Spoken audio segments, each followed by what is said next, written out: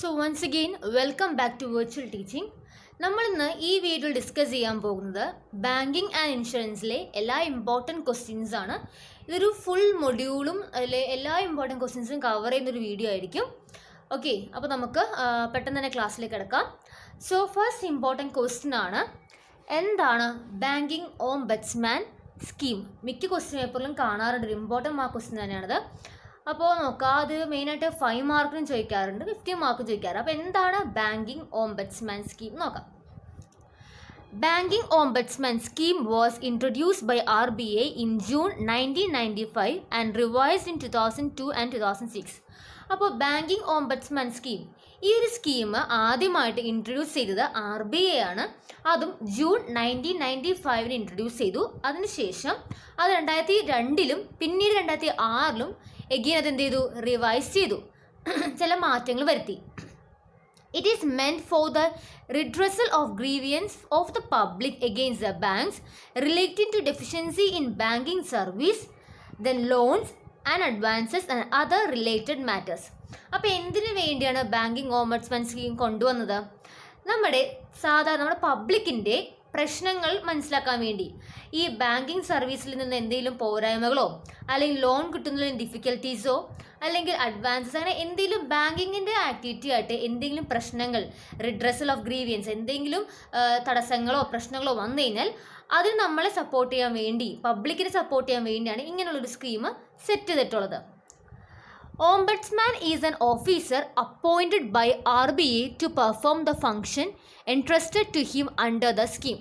അപ്പോൾ ഈ പറയുന്ന ഓംബഡ്സ്മാൻ എന്താണ്, ഒരു ഓഫീസറാണ്. ഈ ഓഫീസറിനെ അപ്പോയിൻ്റ് ചെയ്തേക്കുന്നത് RBI ആണ്.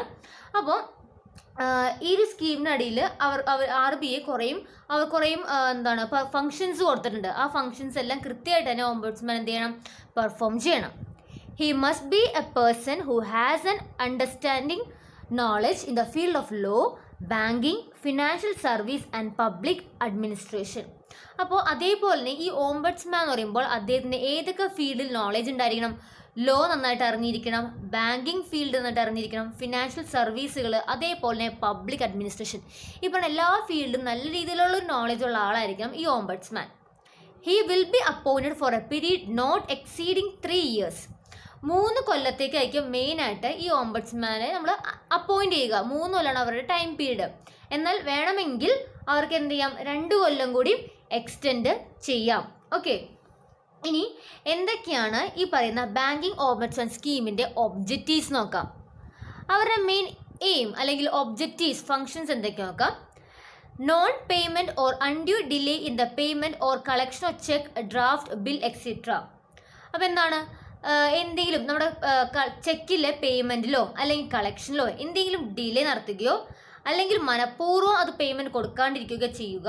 പിന്നെ ഡ്രാഫ്റ്റ്, ബില്ല്, ഇങ്ങനെ കാര്യങ്ങളൊക്കെ ബാങ്ക് ശരിക്കും നല്ല രീതി ചെയ്യാണ്ട് അവിടെ എന്തെങ്കിലും പ്രശ്നങ്ങൾ ഉണ്ടാക്കുക, പേയ്മെൻറ്റ് ചെയ്യാണ്ടെയോ അല്ലെങ്കിൽ ഡിലേ വരുത്തിയൊക്കെ.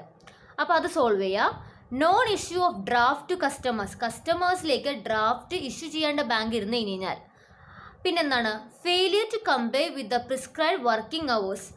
തന്നിരിക്കുന്ന ഓരോ ബാങ്കിനും വർക്കിംഗ് അവേഴ്സ് ഇല്ലേ, ആ വർക്കിംഗ് അവേഴ്സിൽ അവർ വർക്ക് ചെയ്യാണ്ട്, അവിടെ എന്തെങ്കിലും അവർ വർക്ക് ചെയ്യാണ്ടോ അല്ലെങ്കിൽ കസ്റ്റമേഴ്സിന് അവരുടെ ആവശ്യങ്ങൾ നടക്കാൻ പറ്റാണ്ട് ഇരുന്ന് കഴിഞ്ഞാൽ അപ്പോൾ നമുക്ക് എന്ത് ചെയ്യാം, ഈ ബാങ്കിങ് ഓംബഡ്സ്മാനെ കാണാം. പിന്നെ എന്താണ്, non acceptance of small denomination notes without sufficient reason. അപ്പോൾ ഈ സ്മോൾ ഡിനോമിനേഷൻ നോട്ട്സ് ഉണ്ട്, ചെറിയ ലൈക്ക് 100, 200 അങ്ങനത്തെയൊക്കെ. അപ്പോൾ അത് സഫിഷ്യൻറ്റ് റീസൺ ഇല്ലാണ്ട് തന്നെ ബാങ്ക് അത് ആക്സെപ്റ്റ് ചെയ്തില്ലെങ്കിൽ അത് നമുക്ക് എന്ത് ചെയ്യാം, ഈ ഓംബഡ്സ്മാനെ കാണാം. അപ്പോൾ ഇതെല്ലാം അവോയ്ഡ് ചെയ്യുക എന്നതാണ് മെയിനായിട്ട് ഈ ബാങ്കിങ് ഓംബഡ്സ്മാൻ സ്കീമിൻ്റെ മെയിൻ ഉദ്ദേശം. ഓക്കെ, ഈ നെക്സ്റ്റ് ഇതിലുള്ള ടോപ്പിക്കാണ് സെറ്റിൽമെൻറ്റ് ഓഫ് കംപ്ലയിൻറ്റ്സ് ബൈ ഓംബഡ്സ്മാൻ. ഇനി ഈ ഓംബഡ്സ്മാൻ എങ്ങനെയാണ് ഈ കംപ്ലയിൻറ്റ്സ് ഒക്കെ സെറ്റിൽ ആവുമെന്ന് നോക്കാം. മെയിനായിട്ട് 3 മെത്തേഡിലൂടെയൊക്കെ ഓംബഡ്സ്മാൻ എന്ത് ചെയ്യുക, ഈ കംപ്ലയിൻറ്റ്സ് സെറ്റിലാക്കുക. ഒന്നാമത്തത് സെറ്റിൽമെൻറ്റ് ബൈ എഗ്രിമെൻറ്റ്, രണ്ടാമത്തത് സെറ്റിൽമെൻറ്റ് ബൈ റെക്കമെൻഡേഷൻ, മൂന്നാമത്തത് സെറ്റിൽമെൻറ്റ് ബൈ അവാർഡ്. ഇങ്ങനെ 3 രീതിയിലായിരിക്കും ഓംബഡ്സ്മാൻ കംപ്ലയിൻറ്റ് സെറ്റിലാക്കുക. ഒന്നാമത്തെയാണ് സെറ്റിൽമെൻറ്റ് ബൈ എഗ്രിമെൻറ്റ്. അതെന്താ നോക്കാം. On receipt of a complaint in the banking ombudsman shall send a copy of the complaint to the bank concerned. Banking ombudsman ആ ഒരു വ്യക്തിക്ക് അല്ലെങ്കിൽ ഓഫീസറിന് ഒരു കംപ്ലയിൻറ്റ് ലഭിച്ചു കഴിഞ്ഞാൽ അതിൻ്റെ ഒരു കോപ്പി ആർക്ക് കൊടുക്കും? ഏത് ബാങ്കിനെ സംബന്ധിച്ചാണോ കംപ്ലയിൻറ്റ് വന്നത് ആ ബാങ്കിന് ആ ഒരു കോപ്പി കൊടുക്കും. Under this method, the ombudsman acts as a mediator between the complaint and branch office of the bank against which complaint is given. അപ്പോൾ എന്താണ്? അപ്പോൾ ഇവിടെ നോക്കിക്കഴിഞ്ഞാൽ ഓംബഡ്സ്മാൻ ഒരു മീഡിയേറ്റർ റോളാണ്. ആരാണ് കംപ്ലയിൻറ്റ് തന്നത് അയാളും അതേപോലെ ബാങ്കിൻ്റെയും ആ ബ്രാഞ്ചിൻ്റെയും ഇടയിൽ ഒരു മീഡിയേറ്ററെ പോലെ ആയിരിക്കും ഓംബഡ്സ്മാൻ ഇവിടെ വർക്ക് ചെയ്യുക. The role of ombudsman is that of a facilitator in settling the complaint amicably between the parties concerned. അപ്പോൾ എന്താണ്? അതൊന്ന് പറഞ്ഞു തീർക്കുകയോ അല്ലെങ്കിൽ ആ പ്രശ്നം എന്താണെന്ന് ബാങ്കും അവർ മനസ്സിലാക്കി അത് ഒതുക്കി തീർക്കുക എന്ന് നോക്കാൻ വേണ്ടിയാണ് first one settlement by agreement എന്ന് പറഞ്ഞിട്ടുള്ളത്. ഇനി രണ്ടാമത്തെയാണ് സെറ്റിൽമെൻറ്റ് ബൈ റെക്കമെൻഡേഷൻ. അതെങ്ങനെ നോക്കാം. If the complaint is not settled within a period of 1 month from the date of receipt of complaint, Ombudsman can make a fair and impartial recommendation and it is communicated to the complaint. അപ്പോൾ നോക്കാം. ഇപ്പോൾ നമ്മൾ ആദ്യം പറഞ്ഞ settlement by agreement ഉണ്ടെന്ന് പറഞ്ഞു. അവിടെ ഇൻ്റർമീഡിയറെ പോലെ വർക്ക് ചെയ്യണത് അതിൽ ഒതുങ്ങിയില്ല. ഒരു മാസം കഴിഞ്ഞ് കംപ്ലയിൻറ്റ് ഇട്ടിട്ട് എന്നിട്ടും അതൊന്നും സെറ്റിലായില്ല എന്നാണെങ്കിൽ എന്ത് ചെയ്യും? ഓംബഡ്സ്മാൻ ഒരു ഫെയർ അതേപോലെ ഇംപാർഷ്യൽ രണ്ടു പേർക്കും പ്രശ്നമില്ലാത്ത രീതിയിൽ ഒരു റെക്കമെൻഡേഷൻ അങ്ങ് പറയും. ആ റെക്കമെൻഡേഷൻ എന്താണെന്ന് കൃത്യമായിട്ട് തന്നെ ആരാണ് കംപ്ലയിൻറ്റ് നൽകിയത് അയാളിലേക്ക് ആദ്യം പറയുക. The complaint may or may not accept recommendation. ആ കംപ്ലയിൻറ്റ് എന്ന ആൾക്ക് ഒന്നില്ലെങ്കിൽ ആക്സെപ്റ്റ് ചെയ്യാം അല്ലെങ്കിൽ ആക്സെപ്റ്റ് ചെയ്യാണ്ടിരിക്കാം. Whether he accepts the recommendation or not, the matter has to be informed to the ombudsman within 2 weeks of receipt of recommendation. Accept ചെയ്തോ ഇല്ലയോ എന്ന കാര്യം ഓംബഡ്സ്മാനെ ആ റെക്കമെൻഡേഷൻ റിസീവ് ചെയ്ത് 2 ആഴ്ചയ്ക്കുള്ളിൽ അറിയിച്ചിരിക്കണം. If it is accepted by the complaint, the ombudsman shall send a copy of the acceptance to the bank concern. ഇപ്പോൾ complaint എന്ന ആൾക്ക് അത് ആക്സെപ്റ്റഡ് ആണ്, അവർക്ക് അത് റെഡി ആണെങ്കിൽ ആ കോപ്പി എന്ത് ചെയ്യും? നമ്മുടെ ബാങ്കിങ് കൺസേൺ ഏത് ബാങ്ക് ബ്രാഞ്ചാണോ പ്രശ്നം ഉണ്ടാക്കി അവർക്കത് സെൻഡ് ചെയ്ത് കൊടുക്കും. The banker may or may not accept recommendation and in both cases. അപ്പം എന്താണ്? ഈ ബാങ്കറിനും ഒന്നില്ലെങ്കിൽ ആക്സെപ്റ്റ് ചെയ്യാം അല്ലെങ്കിൽ ആക്സെപ്റ്റ് ചെയ്യാണ്ടിരിക്കാം. The matter has to be communicated to the ombudsman within 2 weeks. ബാങ്കിന് ആ ഒരു റെക്കമെൻഡേഷൻ കിട്ടിയ ശേഷം 2 ആഴ്ചക്കുള്ളിൽ തന്നെ ബാങ്ക് കൃത്യമായിട്ട് ഓംബഡ്സ്മാനെ അറിയിച്ചിരിക്കണം എന്താ തീരുമാനമെന്ന്. If it is accepted by the bank, the complaint is dismissed. ആ ബാങ്കും കൂടി അത് ആക്സെപ്റ്റ് ചെയ്യുകയാണെങ്കിൽ അവിടെ വെച്ച് ആ കംപ്ലയിൻറ്റ് ഡിസ്മിസ് ആയി പോകും. അതാണ് സെറ്റിൽമെൻറ്റ് ബൈ റെക്കമെൻഡേഷൻ എന്ന് പറഞ്ഞിട്ടുള്ളത്. ക്ലിയർ അല്ലേ? ഇനി അടുത്തതാണ് settlement by award. If the complaint is not settlement by agreement or recommendation within a period of 2 months from the date of receipt of complaint, the ombudsman shall inform the parties concerned of his intention to pass an award. അപ്പോൾ എന്താണ്? ഇപ്പോൾ ഈ complaint agreement വെച്ച് സെറ്റിലായില്ല, recommendation വെച്ച് സെറ്റിലായില്ല എന്നാണെങ്കിൽ complaint കിട്ടിയിട്ട് 2 മാസം പൂർത്തിയാകുന്ന സമയമാകുമ്പോഴേക്കും എന്ത് ചെയ്യും? ഈ ഓംബഡ്സ്മാൻ 2 പാർട്ടീസിനെ അറിയിക്കും അദ്ദേഹം ഒരു അവാർഡ് പാസ് ചെയ്യാൻ പോവുകയാണെന്ന്. He will pass an award only after giving an opportunity of being heard to the parties concerned. അപ്പോൾ എന്താണ്? ഈ പറയുന്ന കമ്പനി എന്ന പാർട്ടീസ് അല്ലെങ്കിൽ ബാങ്ക് ഈ 2 പാർട്ടീസിൻ്റെയും സമ്മതപൂർവ്വം മാത്രമേ എന്ത് ചെയ്യുള്ളൂ അദ്ദേഹം ആ ഒരു അവാർഡ് പാസ് ചെയ്യുകയുള്ളൂ. A copy of the award will be send to the complaint and the banker. അപ്പോൾ ആരാണ് കംപ്ലയിൻറ്റ് നൽകിയതും അതേപോലെ ബാങ്ക് 2 പേർക്കും എന്ത് ചെയ്യും? ഇതിൻ്റെ കോപ്പി സെൻഡ് ചെയ്ത് കൊടുക്കും. If the award is not accepted by the complaint, the bank need not have to comply with the award prescribed by the ombudsman. എന്താണ്? ഈ അവാർഡ് കംപ്ലയിൻറ്റ് ചെയ്ത ആൾ ആക്സെപ്റ്റ് ചെയ്തില്ലെങ്കിൽ പിന്നെ അത് ബാങ്ക് നോക്കേണ്ട ആവശ്യമില്ല. കാരണം എന്താണ്? ആ വ്യക്തി കംപ്ലയിൻറ്റ് നൽകിയ വ്യക്തിയുടെ ഫേവറിലായിരിക്കും എപ്പോഴും നടക്കുക. അപ്പോൾ അദ്ദേഹം അത് ആക്സെപ്റ്റ് ചെയ്തില്ലെങ്കിൽ പിന്നെ അത് ബാങ്ക് നോക്കേണ്ട ആവശ്യമില്ല. On the other hand, if the award is accepted by the complaint, the bank has to comply with the award of the ombudsman. പക്ഷേ എന്താണ് നേരെ തിരിച്ച്? ഈ പറയുന്ന കംപ്ലയിൻറ്റ് എന്ന പാർട്ടി അതിൽ ആക്സെപ്റ്റഡ് ആണെങ്കിൽ പിന്നെ ബാങ്കിന് അത് എതിർക്കാൻ പറ്റില്ല, ബാങ്കിന് അത് അനുസരിച്ചേ പറ്റുള്ളൂ. Failing to which the matter will be reported to RBI by the banking ombudsman. അപ്പോൾ അതിൽ എന്തെങ്കിലും ഫെയിലിയർ ദ ബാങ്ക് ഇതിൽ അനുസരിക്കാണ്ടിരുന്നു കഴിഞ്ഞാൽ ആ കാര്യം അപ്പം തന്നെ RBIനെ banking ഓംബഡ്സ്മാൻ അറിയിച്ചിരിക്കും. If the complaint is not satisfied with the award, he can approach the appellated authority against the banking ombudsman decision. അപ്പോൾ അദ്ദേഹത്തിന് ഇനിയിപ്പോൾ ആ കംപ്ലയിൻറ്റ് നൽകിയ ആൾക്ക് ഈ ബാങ്കിങ് ഓംബഡ്സ്മാനുടെ അവാർഡിലും സാറ്റിസ്ഫൈഡ് അല്ല എന്നാണെങ്കിൽ അവർക്ക് എന്ത് ചെയ്യാം? ഇതിന് മുകളിൽ വേറെ അതോറിറ്റി ഉണ്ട് RBI വെച്ചിട്ടുള്ളത് തന്നെ. അതും എന്താണ്? ഡെപ്യൂട്ടി ഗവർണർ ഓഫ് RBI ആണ്. ആ ഡെപ്യൂട്ടി ഗവർണറിനെ പോയി കാണാവുന്നതാണ്. അങ്ങനെ അവർക്ക് വേണമെങ്കിൽ ഇനി നീതി കിട്ടാം.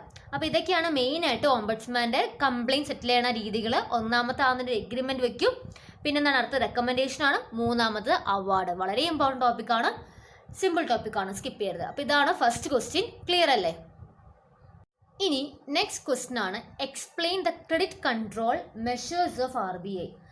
RBI എങ്ങനെയൊക്കെയാണ് ക്രെഡിറ്റ് കൺട്രോൾ ചെയ്യുന്നത്, അതിനുപയോഗിക്കുന്ന മെഷേഴ്സ് അല്ലെങ്കിൽ മെത്തേഡ്, വെപ്പൺസ് ഏതൊക്കെയാണെന്ന് ഇത് വളരെ ഇമ്പോർട്ടൻറ്റ് ക്വസ്റ്റ്യൻ ആണ്. അപ്പോൾ മെയിനായിട്ട് RBI ഉപയോഗിക്കുക അല്ലെങ്കിൽ സെൻട്രൽ ബാങ്ക് ഉപയോഗിക്കുന്നത് രണ്ട് മെക്കാനിസംസ് ആണ്. ഒന്നാമത്തത് ക്വാണ്ടിറ്റേറ്റീവ് അല്ലെങ്കിൽ ജനറൽ ക്രെഡിറ്റ് കൺട്രോളും രണ്ടാമത്തത് qualitative or selective credit control. അപ്പോൾ ക്വാണ്ടിറ്റേറ്റീവിൻ്റെ വേറെ പേരാണ് ജനറൽ ക്രെഡിറ്റ് കൺട്രോൾ എന്ന് പറഞ്ഞിട്ടുള്ളത്, ക്വാളിറ്റേറ്റീവിൻ്റെ വേറെ പേരാണ് സെലക്റ്റീവ് ക്രെഡിറ്റ് കൺട്രോൾ എന്ന് പറഞ്ഞിട്ടുള്ളത്. ഈ ക്വാണ്ടിറ്റേറ്റീവ് ക്രെഡിറ്റ് കൺട്രോള് ഇനിയും അതിന് ഡിവിഷൻസ് ഉണ്ട്. അപ്പോൾ എന്താ നോക്കാം. Quantitative credit control aim at regulating the volume of bank advances, that is to make the bank lend more or less. അപ്പോൾ ഈ ബാങ്ക് എന്ത് ചെയ്യുന്നുണ്ട്, മണി ലെൻഡ് ചെയ്യുന്നുണ്ട്, അതിലൊരു കൺട്രോൾ വരുത്തി അങ്ങനെ നമ്മുടെ ഈ പറയുന്ന ക്രെഡിറ്റ് കൺട്രോൾ ചെയ്യുക എന്നൊരു രീതിയാണ് ക്വാണ്ടിറ്റേറ്റീവ് ക്രെഡിറ്റ് കൺട്രോൾ പറഞ്ഞിട്ടുള്ളത്. അപ്പോൾ എന്താണ്, ബാങ്ക് മണി ലെൻഡ് ചെയ്യുന്നുണ്ട്, ലോൺ കൊടുക്കുന്നുണ്ട്, അപ്പോൾ ആ ലോണിൽ കൊടുക്കാനുള്ള റേറ്റ് കൂട്ടുക അല്ലെങ്കിൽ കുറയ്ക്കുക, അങ്ങനെ നമ്മൾ എന്ത് ചെയ്യുന്നു, ബാങ്ക് അഡ്വാൻസിൻ്റെ വോളിയത്തിൽ റെഗുലേറ്റ് ചെയ്ത് കൺട്രോൾ ചെയ്യുകയാണെങ്കിൽ അങ്ങനെയുള്ള കൺട്രോൾ വിളിക്കുന്നതാണ് ക്വാണ്ടിറ്റേറ്റീവ് ക്രെഡിറ്റ് കൺട്രോൾ എന്ന് പറഞ്ഞിട്ടുള്ളത്. അപ്പോൾ അതിൻ്റെ കീഴിൽ മെയിനായിട്ട് 4 പറഞ്ഞിട്ടുള്ള 4 മെത്തേഡ്സ് ഉണ്ട്. ഒന്നാമത്തെയാണ് ബാങ്ക് റേറ്റ് പോളിസി, രണ്ടാമത്തെ ഓപ്പൺ മാർക്കറ്റ് ഓപ്പറേഷൻ, മൂന്നാമത്തെ വേരിയബിൾ റിസർവ് റേഷ്യോ, നാലാമത്തെ വേരിയേഷൻ ഇൻ SLR. അപ്പോൾ ഏതൊക്കെയാണ്, bank rate policy, open mark operation, then variable reserve ratio and variation SLR, statutory liquidity ratio. അപ്പോൾ എന്താണ് bank rate policy? Bank rate പോളിസിയുടെ short form ആണ് BRP എന്ന് പറഞ്ഞിട്ടുള്ളത്. The bank rate is the rate at which the central bank rediscount the first class commercial bill of the commercial bank.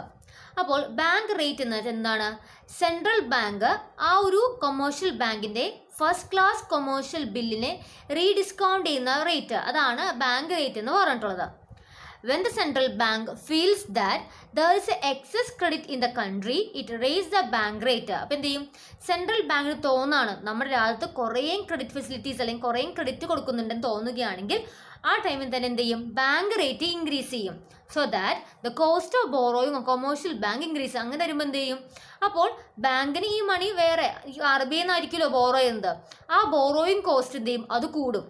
When the central bank feels that there is a lower volume of credit in the country, നമ്മുടെ രാജ്യത്ത് credit വളരെ കുറഞ്ഞേക്കാൻ തോന്നുകയാണെങ്കിൽ it cuts the bank rate so that the business activity of the country flourishes, which cause the expansion of volume of credit. അപ്പോൾ എന്ത് ചെയ്യും, bank rate കുറയ്ക്കും. അങ്ങനെ കുറയ്ക്കുമ്പോൾ ബിസിനസ് ആക്ടിവിറ്റി നന്നായിട്ട് വളരും. കാരണം എന്താണ്, നല്ല രീതിയിൽ അവർക്ക് ക്രെഡിറ്റ് കിട്ടാണ്, ലോ റേറ്റിൽ അവർക്ക് ക്രെഡിറ്റ് കിട്ടാണ്. അതുകൊണ്ട് തന്നെ അപ്പോൾ അങ്ങനെ ആ ഒരു ബാങ്ക് റേറ്റിനെ കൺട്രോൾ ചെയ്തിട്ട് നമ്മുടെ രാജ്യത്തെ ക്രെഡിറ്റിൻ്റെ ആ ഒരു ഫ്ലോ കൺട്രോൾ ചെയ്യുകയാണെങ്കിൽ അതാണ് ബാങ്ക് റേറ്റ് പോളിസി എന്ന് പറഞ്ഞിട്ടുള്ളത്. രണ്ടാമത്തെയാണ് ഓപ്പൺ മാർക്കറ്റ് ഓപ്പറേഷൻ അല്ലെങ്കിൽ OMO എന്ന് പറഞ്ഞിട്ടുള്ളത്. Open market operation means purchase and sale by a central bank of any kind of security and bill in which it deals. എന്ത് ചെയ്യുന്നു, ഈ സെൻട്രൽ ബാങ്കിൻ്റെ കയ്യിൽ നിന്ന് എന്ത് മേടിക്കുന്നു, സെക്യൂരിറ്റീസോ ബില്ലോ പർച്ചേസും ചെയ്യും, അതേപോലെ തന്നെ സെയിലും ചെയ്യും. The underline principle of the OMO is that sale of security by the central bank led to contraction of credit and purchase therefore to credit expansion. എന്ത് ചെയ്യുന്നു, ഇവിടെ OMOയിൽ നമ്മുടെ സെൻട്രൽ ബാങ്കിന് തോന്നാണ് നമ്മുടെ രാജ്യത്ത് നിറയെ ക്രെഡിറ്റ് ഉണ്ടെന്ന് തോന്നുക, കുറേ ലോൺ ആൾക്കാരുടെ കയ്യിലുണ്ടെന്ന് തോന്നുകയാണെങ്കിൽ ബാങ്കിൻ്റെ കയ്യിൽ നിന്ന് അല്ലെങ്കിൽ ബാങ്കിനോട് പറയും, സെൻട്രൽ ബാങ്കിൻ്റെ കയ്യിൽ നിന്ന് ഈ പറയുന്ന സെക്യൂരിറ്റി പർച്ചേസ് ചെയ്യാൻ പറയും. അപ്പോൾ എന്ത് പറ്റും, അവരുടെ കയ്യിൽ നിന്ന് കാശ് പോകും. അപ്പോൾ എന്ത് ചെയ്യും, അപ്പോൾ ഈ OMO വഴി ആ തന്നെ സെൻട്രൽ ബാങ്ക് എന്ത് ചെയ്യും, ഈ സാധനം സെയിൽ ചെയ്യും. അപ്പോൾ ബാങ്ക് ഇത് പർച്ചേസ് ചെയ്ത് തരും. അപ്പോൾ കയ്യിലെ കാശ് RBIയുടെ കയ്യിലേക്ക് പോകും. അങ്ങനെ ബാങ്കിൻ്റെ കയ്യിൽ കാശിലുണ്ടാവും. നേരെ മറിച്ച് നമ്മുടെ RBIക്ക് തോന്നാണ് നമ്മുടെ രാജ്യത്ത് സെയിൽ അല്ലെങ്കിൽ എന്താ ക്രെഡിറ്റ് ഫെസിലിറ്റി വളരെ കുറവാണ്, അല്ലെങ്കിൽ ക്രെഡിറ്റ് വളരെ കുറവാണ്, ലോൺ കൊടുക്കുന്ന കുറവാന്ന് തോന്നിക്കഴിഞ്ഞ് കഴിഞ്ഞാൽ നേരെ മറിച്ച് എന്ത് ചെയ്യും, RBI ഈ പറയുന്ന സെക്യൂരിറ്റീസ് പർച്ചേസ് ചെയ്യും. അപ്പോൾ ബാങ്കിൻ്റെ കയ്യിൽ കാശ് വരും. പർച്ചേസ് ചെയ്യുമ്പോൾ RBI അവർക്ക് എന്ത് കൊടുക്കും, ക്യാഷ് പ്രൊവൈഡ് ചെയ്യും. അങ്ങനെ അപ്പോൾ അതാണ് ഓപ്പൺ മാർക്കറ്റ് ഓപ്പറേഷൻ എന്ന് പറഞ്ഞിട്ടുള്ളത്. ഇവിടെ എന്താ ചെയ്യുന്നത്, നമ്മുടെ സെക്യൂരിറ്റീസും ബിൽസും സെയിലും പർച്ചേസും ചെയ്യാണ്. ഓക്കെ, ഇനി അടുത്താണ് variable reserve ratio. Variable reserve റേഷ്യോൻ്റെ വേറെ ടേമാണ് ക്യാഷ് റിസർവ് റേഷ്യോ അല്ലെങ്കിൽ CRR എന്ന് പറഞ്ഞിട്ടുള്ളത്.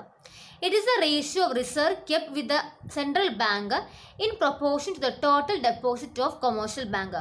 കൊമേഴ്ഷ്യൽ ബാങ്കിൻ്റെ കയ്യിലുള്ള ടോട്ടൽ ഡെപ്പോസിറ്റ്, ഡിമാൻഡ് ഡെപ്പോസിറ്റും സേവിങ് ഡെപ്പോസിറ്റ് ഒക്കെ ഇല്ലേ, അങ്ങനെ എല്ലാ ഡെപ്പോസിറ്റുകളുടെയും ടോട്ടൽ എമൗണ്ടിൻ്റെ ഒരു പ്രൊപ്പോർഷൻ എന്ത് ചെയ്തിരിക്കണം, സെൻട്രൽ ബാങ്കിൽ കീപ്പ് ചെയ്തിരിക്കണം.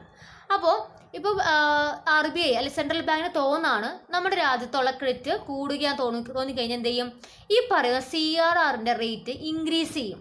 നേരെ മറിച്ച് നമ്മുടെ RBI അല്ലെങ്കിൽ സെൻട്രൽ ബാങ്ക് തോന്നാണ് നമ്മുടെ രാജ്യത്തുള്ള ക്രെഡിറ്റ് വളരെ കുറവാണ്, കുറച്ച് ആൾക്കാർക്ക് ക്രെഡിറ്റ് കിട്ടുന്നുള്ളൂ എന്നാണ് തോന്നുകയാണെങ്കിൽ ഈ പറയുന്ന CRRൻ്റെ റേറ്റ് കുറയ്ക്കും. ഓക്കെ, അതാണ് വേരിയബിൾ റിസർവ് റേഷ്യോ അല്ലെങ്കിൽ CRR എന്ന് പറഞ്ഞിട്ടുള്ളത്. ഇനി നാലാമത്തെയാണ് വേരിയേഷൻ ഇൻ SLR. SLRൻ്റെ ഫുൾ ഫോം ആണ് സ്റ്റാറ്റ്യൂട്ടറി ലിക്വിഡിറ്റി റേഷ്യോ എന്ന് പറഞ്ഞിട്ടുള്ളത്. Every bank is required to maintain a certain percentage of the demand and time liability as SLR. എന്താണ് ഈ പറയുന്ന എല്ലാ ബാങ്കും ഒരു അവരുടെ ഡിമാൻഡും അവരുടെ ആ ഒരു ടൈം ലയബിലിറ്റീസ് ഒക്കെ ഇല്ലേ, അതിൻ്റെ ഒരു സർട്ടൻ പെർസെൻറ്റേജ് SLR ആയിട്ട് കീപ്പ് ചെയ്തേക്കണം. എന്താണ് SLR എന്ന് പറയുമ്പോൾ ക്യാഷ് ഇൻ ഹാൻഡ്, ഗോൾഡ് അല്ലെങ്കിൽ സെൻട്രൽ സ്റ്റേറ്റ് സെക്യൂരിറ്റീസ് ഒക്കെ ഇല്ലേ, അതിൻ്റെ ബാലൻസ്, അതുപോലെ തന്നെ balance in current account with RBI, പിന്നെ എന്താണ് സ്റ്റേറ്റ് ബാങ്ക് ഓർ സബ്സിഡറീസ്. അപ്പോൾ പറഞ്ഞ എല്ലാ കാര്യങ്ങളും ലൈക്ക് ക്യാഷ് ഇൻ ഹാൻഡ്, നമ്മുടെ ബാങ്കിൻ്റെ കയ്യിലുള്ള ക്യാഷോ അല്ലെങ്കിൽ ഗോൾഡോ അല്ലെങ്കിൽ സെൻട്രൽ സ്റ്റേറ്റ് ഗവൺമെൻറ് സെക്യൂരിറ്റീസോ, ഇതൊക്കെ നമ്മൾ എന്ത് ചെയ്യും, അതിൻ്റെ ഒരു സർട്ടൻ പെർസെൻറ്റേജ് നമ്മൾ ഈ പറയുന്ന സെൻട്രൽ ബാങ്കിലേക്ക് വച്ചിരിക്കണം. അപ്പോൾ സെൻട്രൽ ബാങ്കിന് തോന്നാണ് നമ്മുടെ രാജ്യത്തുള്ള ക്രെഡിറ്റ് ഫെസിലിറ്റി കുറവാണ്, തോന്നി എന്ത് ചെയ്യും, അപ്പോൾ SLRൻ്റെ റേറ്റ് കുറയ്ക്കും.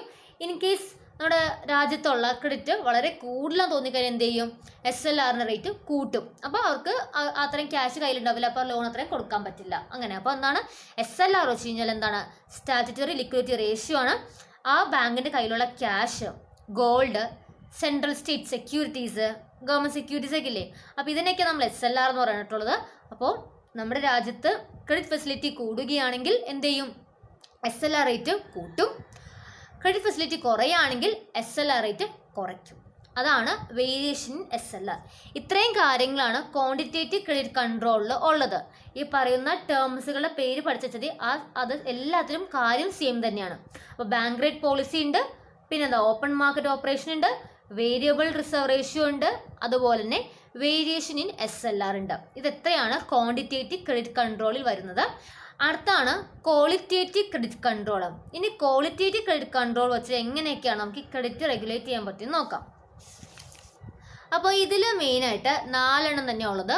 ഒന്നാമത്തത് ഫിക്സേഷൻ ഓഫ് മാർജിൻ റിക്വയർമെൻറ്റ്, രണ്ടാമത്തത് റെഗുലേഷൻ ഓഫ് കൺസ്യൂമർ ക്രെഡിറ്റ്, മൂന്നാമത്തെ മോറൽ സുവേഷൻ, അടുത്തത് ഡയറക്റ്റ് ആക്ഷൻ. ഫസ്റ്റ് വൺ ആണ് fixation of margin requirement. Margin is the difference between the market value of security and the amount of loan granted by commercial bank against security.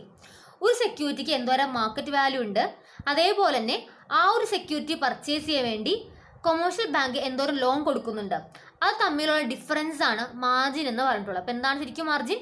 ഇപ്പോൾ ഒരു സെക്യൂരിറ്റിയുടെ market value, ആ market value എത്രയാണ്, അതേപോലെ തന്നെ ആ security by ചെയ്യാൻ വേണ്ടി ഈ പറയുന്ന കൊമേഴ്ഷ്യൽ ബാങ്ക് എന്തോരം ലോൺ പ്രൊവൈഡ് ചെയ്യുന്നുണ്ട്, അത് തമ്മിലുള്ള ഡിഫറൻസ്, അതാണ് മാർജിൻ എന്ന് പറഞ്ഞിട്ടുള്ളത്. ഇത് central bank wants to reduce credit, it rise the margin and vice versa. അപ്പോൾ എന്താണ്, ബാങ്കിന് തോന്നാണ് ക്രെഡിറ്റ് ഫെസിലിറ്റി കുറയ്ക്കണം, ലോൺ കുറയ്ക്കണമെന്ന് തോന്നുകയാണെങ്കിൽ എന്ത് ചെയ്യും, ഈ പറയുന്ന മാർജിൻ അങ്ങ് ഇൻക്രീസ് ചെയ്യും. എന്നാൽ നേരെ മറിച്ച് സെൻട്രൽ ബാങ്കിന് തോന്നാണ് ക്രെഡിറ്റ് ഫെസിലിറ്റി കൂട്ടണമെന്ന് തോന്നി എന്ത് ചെയ്യും, ഈ മാർജിൻ കുറയ്ക്കും.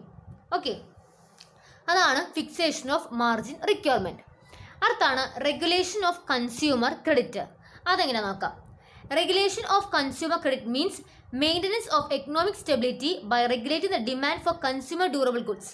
കൺസ്യൂമർ ഡ്യൂറബിൾ ഗുഡ്സ് ഇല്ലേ, അങ്ങനെയുള്ള ഗുഡ്സുകളുടെ ഡിമാൻഡ് വെച്ചിട്ടായിരിക്കും ഇവിടെ എന്ത് ചെയ്യുക, ഈ പറയുന്ന എക്കണോമിക് സ്റ്റെബിലിറ്റി കൊണ്ടുവരിക. Under this method credit is controlled by laying down rules regarding minimum down payment and the duration of loan. നമുക്കറിയാം, ഇപ്പോൾ നമ്മളിങ്ങനെ എന്താണ് ലോണിലൊക്കെ സാധനം മേടിക്കും, നമ്മൾ ആദ്യം ഡൗൺ പേയ്മെൻറ്റ് പേ ചെയ്യും, അത് കഴിഞ്ഞിട്ടേക്ക് നമുക്ക് എന്ത് ചെയ്യുക, ലോൺ അടയ്ക്കുക. അപ്പോൾ ഈ പറയുന്ന ഡൗൺ പേയ്മെൻറ്റിലും അതേപോലെ ലോൺ അടച്ചിരിക്കുന്ന ഡ്യൂറേഷനിലും മാറ്റങ്ങൾ വരുത്തിയായിരിക്കും ഇങ്ങനെ ക്രെഡിറ്റ് കൺട്രോൾ ചെയ്യുക. If the central bank finds a depression in the particular sector of the economy, it reduces the down payment and extend the maturity period of loan. ഇപ്പോൾ നമ്മുടെ സെൻട്രൽ ബാങ്കിന് തോന്നുകയാണ് എന്താണ്, നമ്മുടെ രാജ്യത്ത് ഭയങ്കര ഡിപ്രഷനാണ് ഉള്ളതെങ്കിൽ, കാശ് ഒട്ടും തന്നെ ഇല്ലാത്ത അവസ്ഥയിലാണെങ്കിൽ എന്ത് ചെയ്യും, ഈ ഡൗൺ പേയ്മെൻറ്റിൻ്റെ റേറ്റ് കുറച്ചിട്ട് ലോണിൻ്റെ മെച്യൂരിറ്റി പീരീഡ് കൂട്ടും. ഇപ്പോൾ 12 മാസമാണെങ്കിൽ അതൊരു 15 മാസമോ 16 മാസം അങ്ങനെയായിട്ട് അങ്ങോട്ട് കൂട്ടും. അതാണ് ഒന്നാമത്തെ case. If it found boom it hides the Dawn payment and lower the maturity period. അല്ല നമ്മുടെ ആൾക്കാരുടെ കയ്യിൽ നിറയെ കാശിന് തോന്നുകയാണ് എന്ത് ചെയ്യും, അവിടെ ഡൗൺ പേയ്മെൻറ്റ് വില കൂട്ടുകയും അതേപോലെ തന്നെ ഈ ലോൺ അടയ്ക്കാനുള്ള മെച്യൂരിറ്റി പീരീഡ് കുറയ്ക്കുകയും ചെയ്യും. ഇപ്പോൾ 12 മാസം കഴിഞ്ഞ് 6 മന്ത്സിലേക്ക് കുറയ്ക്കും. അതാണ് റെഗുലേഷൻ ഓഫ് കൺസ്യൂമർ ക്രെഡിറ്റിലൂടെ ചെയ്യുന്നത്. അടുത്താണ് moral suasion. Under moral suasion, Central Bank in its capacity as a leading persuades or requests the entire commercial bank to cooperate with the general monetary policy of the central bank. എന്താണ് moral സുവേഷൻ വെച്ച് കഴിഞ്ഞാൽ, ഇവിടെ അവരോട് പറയാണ്, ഉറപ്പായിട്ടും അവരോട് compel ചെയ്യാണ്, എന്താണ് ആ ഒരു സെൻട്രൽ ബാങ്കിനോട് പറയാണ്, സെൻട്രൽ ബാങ്ക് പറയാണ്, സെൻട്രൽ ബാങ്കോ RBI പറയാണ് കൊമേഴ്ഷ്യൽ ബാങ്കിനോട് അവർ കൊണ്ടുവരുന്ന ജനറൽ മോണിറ്ററി പോളിസീസ് കൃത്യമായിട്ട് തന്നെ പാലിച്ചിരിക്കണം. ഓക്കെ, അതാണ് മോറൽ സുവേഷൻ. അവർക്ക് പറയാണ്, അവർ പറഞ്ഞോണ്ട് റൂൾസ് ആൻഡ് റെഗുലേഷൻസ് കൃത്യം പാലിച്ചിരിക്കണം അല്ലെങ്കിൽ ഫോളോ ചെയ്യണം എന്ന് പറയും. ഓക്കെ, അപ്പോൾ എന്താണ് ഡയറക്റ്റ് ആക്ഷൻ എന്ന് വെച്ച് കഴിഞ്ഞാൽ, direct action is resorted it by the central bank when the commercial bank do not follow the instructions and directives. അപ്പോൾ സിയിൽ നമ്മൾ മോറൽ സുവേഷൻ നമ്മൾ കാര്യം പറഞ്ഞു കൊടുക്കുക ചെയ്തത്. എന്നാൽ ഡയറക്റ്റ് ആക്ഷൻ വെച്ചാൽ എന്താണ്, ഇവിടെ സെൻട്രൽ ബാങ്ക് പറഞ്ഞവരനുസരിച്ചില്ല എന്നാണെങ്കിൽ, ആ ഇൻസ്ട്രക്ഷൻസും ഡയറക്റ്റീവ്സും അനുസരിച്ചില്ല എന്നാണെങ്കിൽ അവിടെ ഡയറക്റ്റ് ആക്ഷൻ എടുക്കുകയാണ് ചെയ്യുന്നത്. അവിടെ എന്ത് ചെയ്യും, ആ സെൻട്രൽ ബാങ്കിന് കൊമേഴ്ഷ്യൽ ബാങ്കിന് ഒരു പണി കിട്ടുന്ന രീതിയിൽ അല്ലെങ്കിൽ ഉപദ്രവിക്കുന്ന രീതിയിലേക്ക് അവർ അതിൻ്റെ ഇൻട്രസ്റ്റ് റേറ്റ് കൂട്ടുകയോ അല്ലെങ്കിൽ കാശ് വെച്ചാൽ കൊടുക്കാണ്ടിരിക്കുകയോ അങ്ങനെയൊക്കെ, അല്ലെങ്കിൽ ഇൻട്രസ്റ്റ് വളരെയധികം കൂടുക ചെയ്ത് അവരെ ബുദ്ധിമുട്ടിക്കും. അതില്ലാണ്ടാവണേ എന്ത് ചെയ്യണം, കൃത്യം പറഞ്ഞ പോലെ തന്നെ ആ ഒരു റൂൾസ് റെഗുലേഷൻസ് കൈകാര്യം ചെയ്താൽ മാത്രമേ. അപ്പോൾ ഇത്രയും കാര്യങ്ങളിലൂടെയാണ് നമ്മുടെ ക്രെഡിറ്റ് റിക്വയർമെൻറ്റ്സ് അല്ലെങ്കിൽ ക്രെഡിറ്റ് റെഗുലേഷൻസ് നടക്കുന്നത്. ക്രെഡിറ്റ് കൺട്രോൾ മെഷേഴ്സ് RBI ഇത് തന്നെയാണ്. അപ്പോൾ എന്തൊക്കെയാണ്, ക്വാളിറ്റേറ്റീവ് ഉണ്ട്, ക്വാണ്ടിറ്റേറ്റീവ് ഉണ്ട്, രണ്ടിൻ്റെ കീഴിലും 4 വെച്ചിട്ടുള്ള എന്തുണ്ട്, സബ് ഡിവിഷൻസും ഉണ്ട്. ഓക്കെ, ഇതും വളരെ ഇമ്പോർട്ടൻറ്റ് ക്വസ്റ്റ്യൻ ആണ്. ക്ലിയർ ആയല്ലോ. ഈ നെക്സ്റ്റ് ക്വസ്റ്റ്യൻ ആണ്, what do you mean by payment bank and what are the features of payment bank. എന്താണ് പേയ്മെൻറ്റ് ബാങ്ക്, അതേപോലെ തന്നെ പേയ്മെൻറ്റ് ബാങ്ക്സിൻ്റെ ക്യാരക്ടേഴ്സ് അല്ലെങ്കിൽ ഫീച്ചേഴ്സ് എന്തൊക്കെയാണെന്ന് നോക്കാം. A payment bank is a bank, a line or any other bank operating on a small scale without involving credit risk. Payment bank വെച്ച് കഴിഞ്ഞാൽ സാധാ ഒരു ബാങ്ക് തന്നെയാണ്, പക്ഷെ എന്താണ്, അതൊരു സ്മോൾ സ്കെയിലായിട്ടും വർക്ക് ചെയ്യുക, അതേപോലെ ക്രെഡിറ്റ് റിസ്ക് അവർക്ക് ഇൻവോൾവ് ആയിരിക്കില്ല. It can carry out most banking operation except advancing loan and issuing credit card. അവർക്ക് മിക്ക ബാങ്കിങ് ഓപ്പറേഷൻസ് ചെയ്യാൻ സാധിക്കും, പക്ഷെ എന്ത് ചെയ്യാൻ പറ്റില്ല, ലോൺ കൊടുക്കാൻ പറ്റില്ല, അതേപോലെ തന്നെ ക്രെഡിറ്റ് കാർഡ് ഇഷ്യൂ ചെയ്യാനും സാധിക്കില്ല. അങ്ങനെയുള്ള ബാങ്കാണ് പേയ്മെൻറ്റ് ബാങ്ക് എന്ന് പറഞ്ഞിട്ടുള്ളത്. അപ്പോൾ ഇതിന് എക്സാമ്പിൾസ് ആണ് എയർടെൽ, കൊമേഴ്സ് സർവീസ്, പേടിഎം, പിന്നെ റിലയൻസ് ഇൻഡസ്ട്രീസ്. ഓക്കെ, ഇതൊക്കെ എന്താണ്, പേടിഎം ആണ് ഏറ്റവും കൂടുതൽ നമുക്ക് കേട്ടിട്ടുള്ളത്. അപ്പോൾ ഇതെല്ലാം എന്താണ്, പേയ്മെൻറ്റ് ബാങ്കിൻ്റെ എക്സാമ്പിളാണ്. അത് എഴുതി വയ്ക്കുക. അത് കഴിഞ്ഞ് നമുക്ക് എന്ത് കാണിക്കാം, എന്തൊക്കെയാണ് പേയ്മെൻറ്റ് ബാങ്കിൻ്റെ ഫീച്ചേഴ്സ് അല്ലെങ്കിൽ ക്യാരക്ടേഴ്സ്. ഒന്നാമത്തെയാണ്, the minimum capital required for small payment bank is 100 crores. അപ്പോൾ ഈ പറയുന്ന ഒരു സ്മോൾ പേയ്മെൻറ്റ് ബാങ്ക് സ്റ്റാർട്ട് ചെയ്യാൻ വേണ്ടി വരുന്ന മിനിമം ക്യാപിറ്റൽ എന്ന് പറഞ്ഞിട്ടുള്ളത് 100 crores ആണ്. രണ്ടാമത്തത്, the bank will be licensed. അപ്പോൾ സെക്ഷൻ 22 അനുസരിച്ച് ഈ ബാങ്കിനെ ഒരു പേയ്മെൻറ്റ് ബാങ്കൊക്കെ ലൈസൻസ് ചെയ്യും. അതേപോലെ തന്നെ ഒരു പബ്ലിക് ലിമിറ്റഡ് കമ്പനി ആയിട്ടാണ് കമ്പനീസ് ആക്ട് 2013 ഇതിനെ കാണുന്നത്. അപ്പോൾ എന്തൊക്കെയായിട്ടാണ്, നമ്മുടെ ബാങ്കിങ് റെഗുലേഷൻ ആക്ട് അനുസരിച്ച് ഇതൊരു പേയ്മെൻറ്റ് ബാങ്കും, കമ്പനി ആക്ട് 2013 അനുസരിച്ച് ഇതൊരു പബ്ലിക് ലിമിറ്റഡ് കമ്പനി ആയിട്ടായിരിക്കും രജിസ്റ്റർ ചെയ്യുക. Next point, the bank must use a term payment bank in its name to differentiate it from other type of bank. അപ്പോൾ എപ്പോഴും ബാങ്കിൻ്റെ കൂടെ പേരിനൊപ്പം എന്തുണ്ടായിരിക്കണം, പേയ്മെൻറ്റ് ബാങ്ക് എന്ന പേരുണ്ടായിരിക്കണം. എന്നാൽ മാത്രമേ നമുക്ക് വേറെ ബാങ്കായിട്ട് ഇതിനെ താരതമ്യം അല്ലെങ്കിൽ മനസ്സിലാക്കാൻ വേണ്ടി സാധിക്കുകയുള്ളൂ. The objective behind creating payment bank is to bring about financial inclusion. ഈ പറയുന്ന പേയ്മെൻറ്റ് ബാങ്കിൻ്റെ മെയിൻ ഉദ്ദേശം എന്താണ്, എല്ലാവരും ഈ ഫിനാൻഷ്യൽ ഇൻഡസ്ട്രിയിൽ ഇങ്ങനെ ഒരു ബാങ്കിങ് സെക്ടറിലേക്ക് കൊണ്ടുവരിക എന്നതാണ് മെയിൻ ഒബ്ജക്റ്റീവ് എന്ന് പറഞ്ഞിട്ടുള്ളത്. 25% of its branch must be situated in unbanked rural area. ഈ പറയുന്ന പേയ്മെൻറ്റ് ബാങ്കിൻ്റെ ബ്രാഞ്ചിലെ 25% സിറ്റുവേറ്റ് ചെയ്തിരിക്കേണ്ടത് അൺബാങ്ക്ഡ് റൂറൽ ഏരിയയിലായിരിക്കണം. എന്താണ്, ബാങ്കുകൾ ഇല്ലാത്ത റൂറൽ ഏരിയാസിലായിരിക്കണം ഇതിൻ്റെ ബ്രാഞ്ച് വരേണ്ടത്. Payment bank can accept demand deposit restricted to ₹1 lakh per customer. Payment ബാങ്കിന് ഡിമാൻഡ് ഡെപ്പോസിറ്റ് ആക്സെപ്റ്റ് ചെയ്യാം, പക്ഷെ ഒരു കസ്റ്റമറിൽ നിന്ന് മാക്സിമം വരാൻ പോകേണ്ടത് 1 lakh മാത്രമായിരിക്കണം. And pay interest on the deposit. അതേപോലെ തന്നെ ആ ഡെപ്പോസിറ്റ് എന്ത് ചെയ്യാം, അവർക്ക് പേയ്മെൻറ്റും കൊടുക്കാം. Payment bank are not allowed to lend money to people or issue credit card, but they can issue ATM and debit card. Payment ബാങ്കിന് മണി ലെൻഡ് ചെയ്യാൻ പാടില്ല, അതേപോലെ തന്നെ ക്രെഡിറ്റ് കാർഡ് ഇഷ്യൂ ചെയ്യാനും പാടില്ല. പക്ഷേ അവർക്ക് ATM കാർഡ്, അതേപോലെ ഡെബിറ്റ് കാർഡും നെറ്റ് ബാങ്കിങ്ങും മൊബൈൽ ബാങ്കിങ്ങും ഒക്കെ അവർക്ക് പ്രൊവൈഡ് ചെയ്യാവുന്നതാണ്. They are allowed to invest the deposit received from their customer only in government security. അതേപോലെ തന്നെ പേയ്മെൻറ്റ് ബാങ്കിന് കസ്റ്റമേഴ്സിൻ്റെ കയ്യിൽ നിന്ന് മേടിക്കുന്ന ഡെപ്പോസിറ്റ് എവിടെ കൊണ്ടേ മാത്രമേ ഇൻവെസ്റ്റ് ചെയ്യാൻ പാടുള്ളൂ, ഗവൺമെൻറ് സെക്യൂരിറ്റീസിൽ മാത്രമേ കസ്റ്റമേഴ്സിൻ്റെ മണി കൊണ്ടേ ഇൻവെസ്റ്റ് ചെയ്യാൻ പാടുള്ളൂ. അപ്പോൾ ഇതൊക്കെയാണ് പേയ്മെൻറ്റ് ബാങ്കിൻ്റെ, എന്താണ് പേയ്മെൻറ്റ് ബാങ്ക്, എക്സാമ്പിൾസും അതേപോലെ തന്നെ എൻ്റെ ഫീച്ചേഴ്സും. ഓക്കെ, സോ ഇനി 4th ക്വസ്റ്റ്യൻ ആണ്, what are the role and importance of insurance to individuals. എങ്ങനെയാണ് ഇൻഡിവിജ്വൽസിനെ ഈ പറയുന്ന ഇൻഷുറൻസിൻ്റെ ഇമ്പോർട്ടൻസും അതുപോലെ റോൾ എന്തൊക്കെയാണെന്ന് നോക്കാൻ പോകുന്നത്. ഫസ്റ്റ് പോയിന്റ് ആണ്, insurance provide security and safety. Insurance നമ്മുടെ ഇൻഡിവിജ്വൽസിന് സെക്യൂരിറ്റിയും സേഫ്റ്റിയും പ്രൊവൈഡ് ചെയ്യുന്നു. Insurance provide safety and security against loss on a particular event. നമ്മുടെ ഏതൊരു പർട്ടിക്കുലർ ഇവൻറ്റ് നമ്മുടെ എന്തെങ്കിലും നഷ്ടപ്പെട്ട് കഴിഞ്ഞാൽ അതിനെന്ത് ചെയ്യുന്നു, അതിന് ഇൻഷുറൻസ് എടുത്തിട്ടുണ്ടെങ്കിൽ അതിന് സേഫ്റ്റിയും സെക്യൂരിറ്റിയും പ്രൊവൈഡ് ചെയ്യുന്നു. Payment four life insurance is made on the happening of death or on the expire of term of insurance. ഇപ്പോൾ ലൈഫ് ഇൻഷുറൻസ് എടുത്തു കഴിഞ്ഞാൽ ഒന്നില്ലെങ്കിൽ നമ്മൾ മരിച്ചു കഴിഞ്ഞാൽ ആ ഇൻഷുറൻസ് നമുക്ക് കിട്ടും, അല്ലെങ്കിൽ ആ ഒരു പറയുന്ന ടൈം പീരീഡ് എക്സ്പയർ ആയിക്കഴിഞ്ഞാൽ നമുക്ക് എന്ത് ചെയ്യും, ആ ഇൻഷുറൻസ് എൻജോയ് ചെയ്യാൻ പറ്റും. In the case of fire insurance, the property of the insured is secured against loss on fire. ഇപ്പോൾ നമ്മൾ ഫയർ ഇൻഷുറൻസിന് ഇൻഷുറൻസ് എടുത്തിട്ടുണ്ടെങ്കിൽ നമുക്ക് എന്താ ഗുണം, ആ ഒരു ഫയർ പറ്റി നമ്മുടെ ഗുഡ്സ് നഷ്ടപ്പെട്ട് കഴിഞ്ഞാൽ നമുക്ക് അതിനെന്ത് കിട്ടും, ഇൻഷുറൻസ് ക്ലെയിം ചെയ്യാൻ പറ്റും. അപ്പോൾ നമ്മുടെ പ്രോപ്പർട്ടിക്ക് നമുക്കൊരു സെക്യൂരിറ്റിയും സേഫ്റ്റിയാണ് ഇൻഷുറൻസ് പ്രൊവൈഡ് ചെയ്യുന്നത്. അടുത്താണ്, insurance give peace of mind. Insurance remove fear and uncertainty about the occurrence of any event that frustrate or weaken human mind.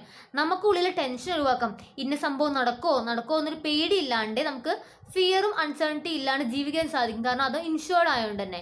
അതാണ് രണ്ടാമത്തെ point, insurance give peace of mind. ഇനി 3rd പോയിന്റ് ആണ്, insurance protect mortgaged property. Mortgage property is a property the owner of which has borrowed money from a lender on the security of the property. എന്ന് വെച്ച് കഴിഞ്ഞാൽ എന്താണ് mortgage property വെച്ച് കഴിഞ്ഞാൽ, ഇപ്പോൾ നമ്മൾ ഏതെങ്കിലും കാശ് കടം വാങ്ങിക്കുമ്പോൾ നമ്മൾ പകരമായിട്ട് നമ്മൾ എന്തെങ്കിലും നമ്മുടെ ആധാരമോ അല്ലെങ്കിൽ സ്വർണ്ണമോ കൊടുക്കും. അങ്ങനെ കൊടുക്കുന്ന സ്വർണത്തിനോ ആധാരത്തിനോ വിളിക്കുന്ന പേരാണ് മോർട്ടേജ് പ്രോപ്പർട്ടി. അത് കാശ് ബോറോ ചെയ്യുന്ന വ്യക്തിയുടെ ആ ഒരു ഓണറിൻ്റെ പ്രോപ്പർട്ടിക്ക് നമ്മൾ എന്ത് ചെയ്യുക, നമുക്ക് കാശ് തരുന്ന ആളിനെ ഏൽപ്പിക്കും. അപ്പോൾ ഈ പറയുന്ന മോർട്ടേജ് പ്രോപ്പർട്ടിക്ക് എന്തെങ്കിലും ഡാമേജ് വന്നു കഴിഞ്ഞാൽ ലെൻഡറിന് നഷ്ടമല്ലേ, പിന്നെ ലെൻഡർ ഒന്നും കിട്ടില്ല. അപ്പോൾ എന്ത് ചെയ്യും, അപ്പോൾ കാശ് കൊടുക്കണം ആ ലെൻഡറിന്, അയാൾക്ക് സേഫ്റ്റിക്ക് വേണ്ടി എന്താണ് ഈ മോർട്ടേജ് ലോൺ നമുക്ക് എന്ത് ചെയ്യാം, മോർട്ടേജ് പ്രോപ്പർട്ടിയുടെ മേൽ നമുക്കൊരു ലോൺ എടുക്കാം. അപ്പോൾ ഇൻ കേസ് ഈ മോർട്ടേജ് പ്രോപ്പർട്ടിക്ക് എന്ത് നഷ്ടം വന്നാലും ആ ഒരു മണി നമുക്ക് ഇൻഷുറൻസ് കമ്പനി തരുന്നതാണ്. അതാണ് insurance against mortgage property. Insurance protect the mortgage property in the sense that the lender get adequate money amount in case the property is destroyed due to reason beyond the control.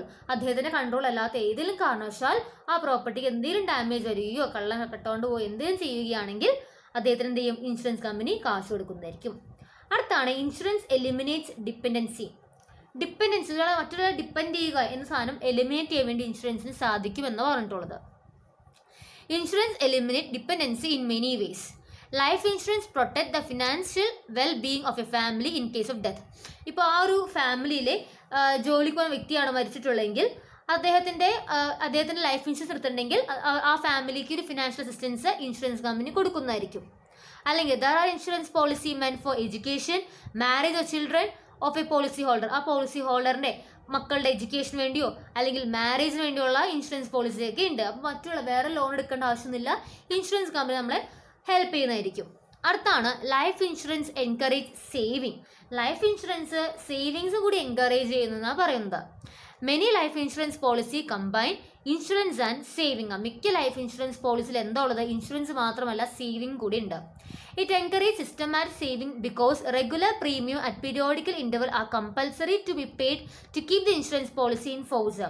അപ്പോൾ എന്താണ്? Insurance policy ആക്റ്റീവായിരിക്കാൻ വേണ്ടി കൃത്യമായിട്ട് റെഗുലറായിട്ട് premium periodic ഇൻ്റർവെൽസിൽ കൃത്യമായിട്ട് ആ policy ഹോൾഡറിനെ കൊണ്ട് compulsory ആയിട്ട് അടപ്പിക്കുന്നുണ്ടാകും. അതുകൊണ്ട് തന്നെ എപ്പോഴും അതൊരു സേവിങ് ഹാബിറ്റ് പോലെയാണ് മാറുന്നത്.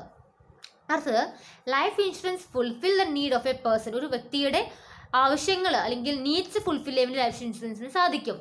Life insurance fulfil the family need, old age need, re adjustment need etcetera. അപ്പോൾ ലൈഫ് ഇൻഷുറൻസ് എന്നാണ് ഫാമിലി നീഡും അതേപോലെ തന്നെ ഓൾഡ് ഏജ് നീഡ്, നമുക്ക് പെൻഷൻ പോലെ കിട്ടും, അല്ലെങ്കിൽ റീ അഡ്ജസ്റ്റ്മെൻറ്റ് നീഡ്, അങ്ങനെ കാര്യങ്ങളൊക്കെ ഉണ്ട്. Special needs such as need for education and marriage children, അതേപോലെ തന്നെ പിള്ളേരുടെ പഠിത്തത്തിനും അതേപോലെ തന്നെ ചിൽഡ്രൻ്റെ മാരേജ് അങ്ങനെയുള്ള കാര്യങ്ങൾക്ക് വേണ്ടി നമുക്ക് എന്തെടുക്കാം? ഇൻഷുറൻസ് ഈ ലൈഫ് ഇൻഷുറൻസ് നമ്മളെ ഹെൽപ്പ് ചെയ്യുന്നതായിരിക്കും.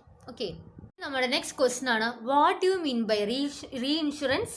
Then what are the objectives or functions of reinsurance? അതേപോലെ what are the types of reinsurance? ഇത് മൂന്നും കൂടി നമ്മൾ ഡിസ്കസ് ചെയ്യാൻ പോകുന്നത്. അപ്പോൾ നമ്മൾ ആദ്യം നോക്കാൻ പോകുന്നത് എന്താണ് റീ ഇൻഷുറൻസ് എന്നാണ്. When multiple insurance companies share their risk by purchasing insurance policy from other insurers to limit the total loss of the original insurer in case of insured event occur is called reinsurance. എന്ന് വെച്ച് കഴിഞ്ഞാൽ ഒരു കമ്പനിയുടെ ഇൻഷുറൻസില്ലേ അത് വേറെ insurance company അല്ലെങ്കിൽ ആ ഒരു റിസ്ക് വേറെ ഇൻഷുറൻസ് കമ്പനികൾ ഷെയർ ചെയ്യുകയാണെങ്കിൽ എപ്പോഴാണ് ആ ഒരു ഈവൻ്റ് ഒക്കർ ചെയ്ത് കഴിഞ്ഞാൽ, ഇപ്പോൾ ഒരു വ്യക്തിയുടെ ഇൻഷുറൻസ് അല്ലെങ്കിൽ ആ ഒരു കമ്പനി ഏറ്റെടുത്തിരിക്കുന്ന എല്ലാ ഇൻഷുറൻസ് പോളിസികളുടെയും ഒരു ഷെയർ, ആ ഒരു റിസ്ക് ഷെയർ ചെയ്യാൻ വേണ്ടി മൾട്ടിപ്പിൾ ഇൻഷുറൻസ് കമ്പനി വരികയാണെങ്കിൽ അതിനെ വിളിക്കുന്നതാണ് റീ ഇൻഷുറൻസ് എന്ന് പറഞ്ഞിട്ടുള്ളത്. ഇത് എന്തിനാണെന്ന് വെച്ച് കഴിഞ്ഞാൽ, ഇപ്പോൾ ഒരു ചെറിയൊരു ഇൻഷുറൻസ് കമ്പനിക്കാണെങ്കിൽ പെട്ടെന്ന് ഒന്നിൽ കൂടുതൽ ഇൻഷുറൻസ് ഏൽക്കേണ്ടി വന്നു കഴിഞ്ഞാൽ ചിലപ്പോൾ താങ്ങാൻ പറ്റിയെന്ന് വരില്ല, അല്ലെങ്കിൽ അവരുടെ കയ്യിലുള്ള ക്യാഷ് ഫുള്ള് മതിയാവില്ല. അപ്പോൾ അങ്ങനെ വരുമ്പോൾ വലിയ വലിയ ഇൻഷുറൻസ് കമ്പനിയായിട്ട് കോമ്പീറ്റ് ചെയ്യാൻ വേണ്ടിയാണ് ഒന്നിൽ കൂടുതൽ ഇൻഷുറൻസ് കമ്പനി ഒന്നിച്ച് ചേർന്ന് ആ റിസ്ക് ഹാൻഡിൽ ചെയ്യുന്നത്. അങ്ങനെയുള്ളതിനെ വിളിക്കുന്ന പേരാണ് റീ ഇൻഷുറൻസ്. അപ്പോൾ ഇൻഷുറൻസ് പോളിസികൾ നമ്മൾ എന്ത് ചെയ്യുന്നു?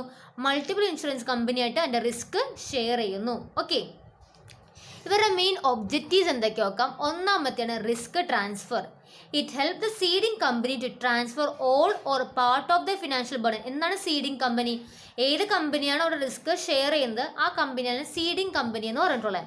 അപ്പോൾ എന്താണ് സീഡിംഗ് കമ്പനീനെ അവരുടെ ആ ഒരു ഫിനാൻഷ്യൽ ബർഡൻ ട്രാൻസ്ഫർ ചെയ്യാൻ ഹെൽപ്പ് ചെയ്യുന്നു in the form insurance claim to another company.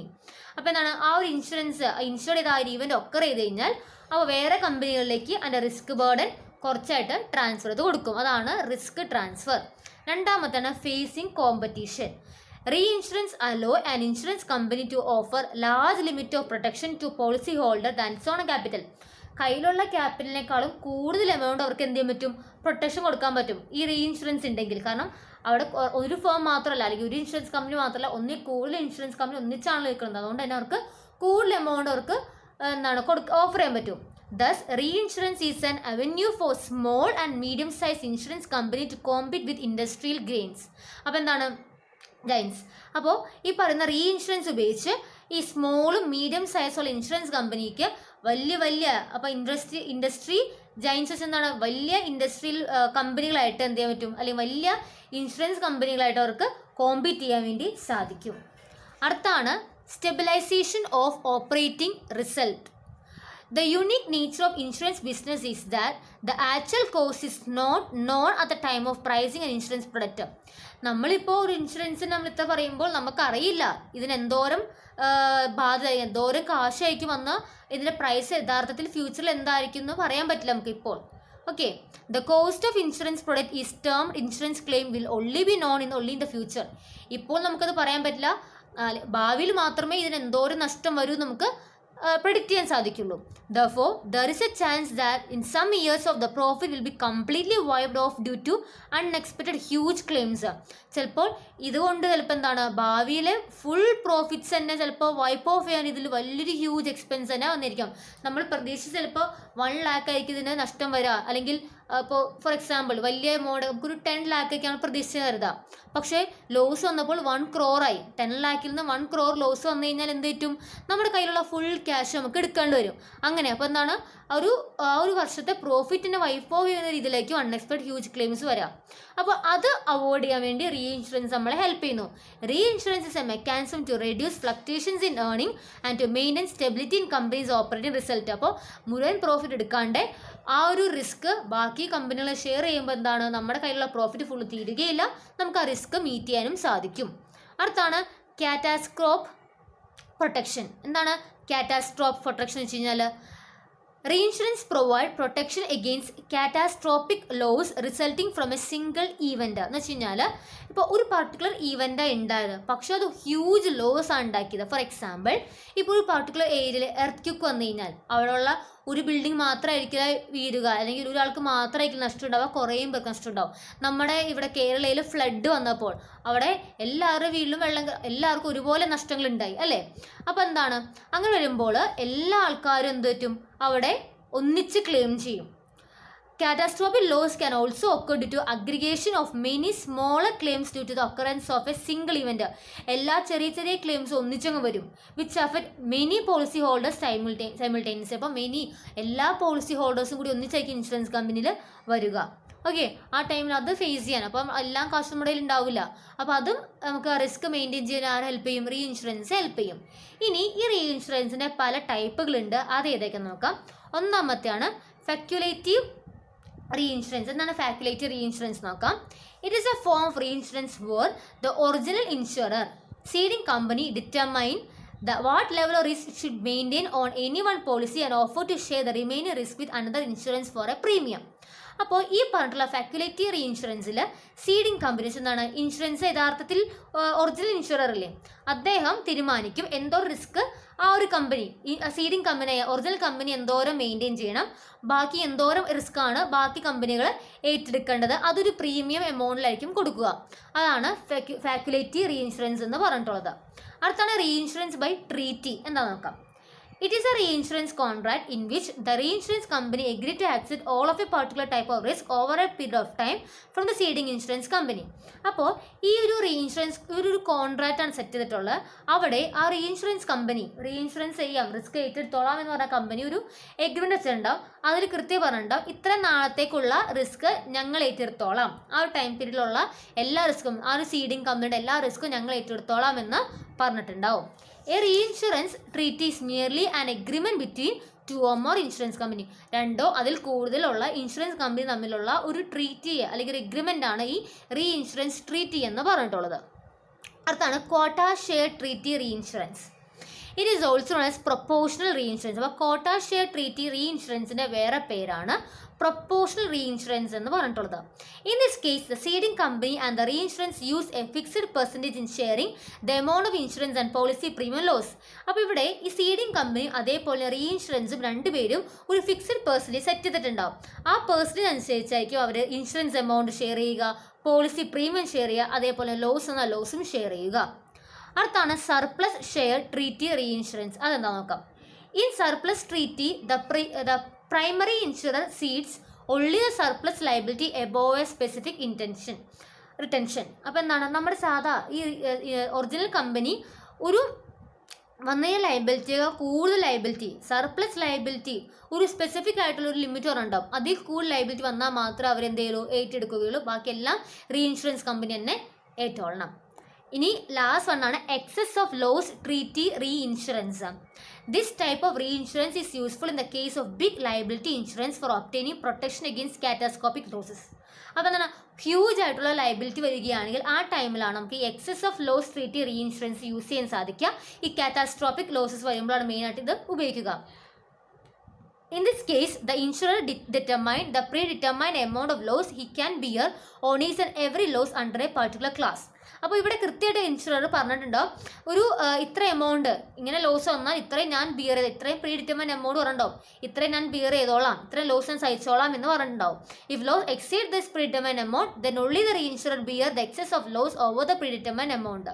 അപ്പോൾ ഈ ഒരു ലോസ് കഴിഞ്ഞിട്ടും അതിൽ കൂടുതൽ ലോസ് വരികയാണെങ്കിൽ ആ എക്സ്ട്രാ വന്ന എമൗണ്ട് മാത്രം എന്ത് ചെയ്താൽ മതി, ഈ റീഇൻഷുറൻസ് കമ്പനി ഏറ്റാൽ മതി. അതാണ് എക്സസ് ഓഫ് ലോസ്. അപ്പോൾ പറഞ്ഞിട്ടുണ്ടാവും കൃത്യമായിട്ട് ഇത്രയും എമൗണ്ട് ഞാൻ ഏറ്റോളാം, അതിൽ കൂടുതൽ വന്നാൽ മാത്രമേ റീഇൻഷുറൻസ് ചെയ്താൽ മതി എന്ന് പറഞ്ഞിട്ടുണ്ടാവും. അപ്പോൾ ഇതൊക്കെയാണ് മെയിൻ ടൈപ്പുകൾ വന്നിട്ടുള്ളത്. അപ്പോൾ എന്താണ് excess of loss treaty reinsurance, surplus share treaty reinsurance, quota share treaty reinsurance, reinsurance by treaty. ആ റീഇൻഷുറൻസ് ബൈ ട്രീറ്റിയുടെ ആ ഒരു 3 ടൈപ്സ് ആണ് ഈ കാണുന്ന 3 ഡിഫറെൻറ്റ് ടൈപ്പ് ഓഫ് ട്രീറ്റീസ്. നമുക്ക് ഇതിൻ്റെ ടൈപ്പ് ഓഫ് റീഇൻഷുറൻസ് ആയിട്ട് തന്നെ എഴുതാം. പിന്നെ ഫാക്കുലേറ്റീവ് റീഇൻഷുറൻസ്, അതിന് വേറെ ക്ലാസിഫിക്കേഷൻസ് ഒന്നുമില്ല. ഇനി ക്വസ്റ്റ്യൻ ചോദിക്കുകയാണ് what are different type of reinsurance treaty എന്ന് വെച്ച് കഴിഞ്ഞാൽ ആ അടിയിലുള്ള 3 കാര്യങ്ങളാണ് എഴുതി വെക്കേണ്ടത്. അപ്പോൾ ഇത്രയും കംപ്ലീറ്റ് ആക്കിയാൽ റീഇൻഷുറൻസ് ഫുൾ ടോപ്പിക്ക് കംപ്ലീറ്റ് ആവും. ഓക്കെ, സോ ഈ നെക്സ്റ്റ് ക്വസ്റ്റ്യൻ ആണ് explain different type of account offered by commercial bank to its customers. Commercial bank കസ്റ്റമേഴ്സിന് ഓഫർ ചെയ്യുന്ന ഡിഫറെൻറ്റ് ടൈപ്പ് ഓഫ് അക്കൗണ്ട്സ് ഏതൊക്കെയാണെന്നാണ് ചോദിച്ചിട്ടുള്ളത്. മെയിനായിട്ട് 4 ടൈപ്പ് ഓഫ് അക്കൗണ്ട്സ് ആണ് ബാങ്ക് ആക്സെപ്റ്റ് ചെയ്യാറുള്ളത്, അല്ലെങ്കിൽ 4 ഫോം ഓഫ് ഡെപ്പോസിറ്റുകളാണ് ബാങ്ക് ആക്സെപ്റ്റ് ചെയ്യാറുള്ളത്. ഒന്നാമത്തത് ഫിക്സഡ് ഡെപ്പോസിറ്റ്, രണ്ടാമത്തത് സേവിങ് ഡെപ്പോസിറ്റ്, മൂന്നാമത്തത് കറണ്ട് ഡെപ്പോസിറ്റ്, നാലാമത്തത് recurring deposit or cumulated deposit. അപ്പോൾ ഈ 4 ടൈപ്പ് ഓഫ് അക്കൗണ്ടുകളാണ് മെയിനായിട്ട് ബാങ്ക് നമ്മുടെ കസ്റ്റമേഴ്സിന് ഓപ്പൺ ചെയ്യാൻ വേണ്ടി പ്രൊവൈഡ് ചെയ്യാറുള്ളത്. അതിലൊന്നാമത്തെയാണ് ഫിക്സഡ് ഡെപ്പോസിറ്റ്. അതിൻ്റെ വേറെ പേരാണ് ടൈം ഡെപ്പോസിറ്റ് എന്ന് പറഞ്ഞിട്ടുള്ളത്. അപ്പോൾ എന്താണ് ഫിക്സഡ് ഡെപ്പോസിറ്റ് അല്ലെങ്കിൽ ടൈം ഡെപ്പോസിറ്റ് നോക്കാം. Fixed deposit is a type of deposit made by the bank for a fixed period which is specified at the end of making the deposit. അപ്പോൾ എന്താണ് fixed deposit വെച്ച് കഴിഞ്ഞാൽ ഒരു fixed time പീരീഡിന് വേണ്ടി make ചെയ്യുന്ന ഒരു deposit ആണ് fixed deposit. They are called time deposit. അവരുടെ വേറെ പേരാണ് ടൈം ഡെപ്പോസിറ്റ് എന്ന് പറഞ്ഞിട്ടുള്ളത്. It is called term deposit as they are repayable on the expiry of a specific term chosen by the depositor. ഇതിൻ്റെ വേറെ പേരും കൂടിയാണ് ടേം ഡെപ്പോസിറ്റ് എന്ന് പറയുന്നത്. കാരണം നമ്മൾ ഡെപ്പോസിറ്റർ ചൂസ് ചെയ്യുന്ന സ്പെസിഫിക് ടേം കഴിയുമ്പോഴായിരിക്കും ഇത് റീപേ ചെയ്യുക. ഇനി എന്തൊക്കെയാണ് ഈ ഫിക്സഡ് അല്ലെങ്കിൽ ടൈം ഡെപ്പോസിറ്റിൻ്റെ ഫീച്ചേഴ്സ് എന്ന് നോക്കാം. ഒന്നാമത്തെയാണ് a fixed amount of money is deposited by a customer for a fixed period of time at a fixed rate of interest. അപ്പോൾ കസ്റ്റമർ ബാങ്കിൽ വന്ന് ഒരു fixed amount of money deposit ചെയ്യാണ്. അതും ഒരു ഫിക്സഡ് ടൈം പീരീഡിലേക്ക് ഒരു ഫിക്സഡ് റേറ്റ് ഓഫ് ഇൻട്രസ്റ്റിലേക്കായിരിക്കും അത് deposit ചെയ്യുക.